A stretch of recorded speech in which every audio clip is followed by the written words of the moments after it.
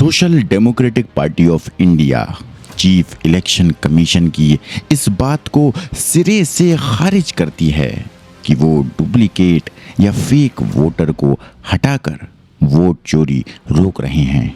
असल में कमीशन ने लाखों असली वोटरों के नाम कटवाकर वोट चोरी को आसान बनाया है।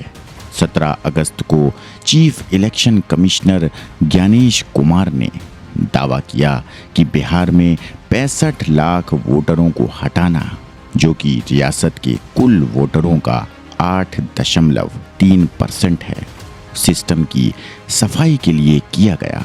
लेकिन ये दलील बिल्कुल खोखली है।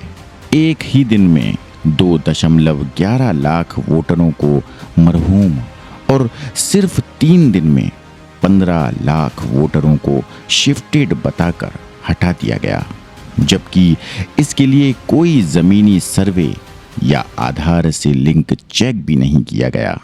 ये बेवजह की कार्रवाइयाँ ज़्यादातर मुस्लिम, दलित और मजदूर तबकों को निशाना बनाती हैं, जैसा कि गोपालगंज में 15.1% की कटौती और किशनगंज में 11.8% की कटौती की गई।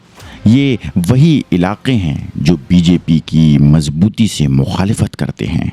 2024 लोकसभा इंतखाबात के तजुर्बे से भी ये साबित होता है कि फेक वोटर का बहाना झूठा है। कई रियासतों में अपोजिशन पार्टियों ने शिकायत की कि लाखों वोटरों के नाम लिस्ट से गायब हो गए हैं। ख़ास तौर पर उत्तर प्रदेश, बिहार, पश्चिम बंगाल और तेलंगाना में बहुत से बूथ ऐसे थे जहां 100% तक वोट डाले गए और 90% से ज़्यादा बीजेपी के हक में थे। लेकिन कमीशन ने इन शिकायतों पर कोई कार्रवाई नहीं की। उल्टा राहुल गांधी जैसे लीडरों को धमकाया जो वोट चोरी को बेनकाब कर रहे थे।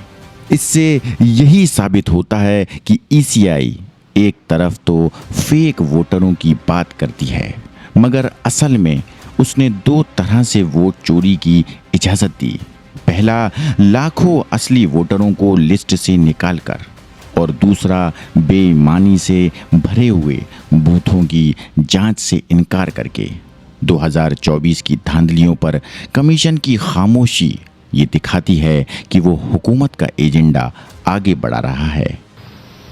क्या अपनी माताओं, बहुओं, बेटियों सहित किसी भी मतदाता की सीसीटीवी वीडियो चुनाव आयोग को साझा करनी चाहिए क्या? 9 अगस्त 2025 को राहुल गांधी के इल्ज़ामात के बाद मशीन रीडेबल वोटर लिस्ट को धुंधले, गैर काबिले तलाश PDF में बदल देना इस बात को और ज़्यादा वाज़ेह करता है कि सबूत छुपाए जा रहे हैं। उसी तरह DSE और PSE जैसे टेक्निकल सिस्टम का इस्तेमाल ना करना भी जानबूझकर लिया हुआ फैसला लगता है। SDPI ये मांग करती है कि बिहार की स्पेशल इंटेंसिव रिवीजन का फॉरेंसिक ऑडिट कराया जाए।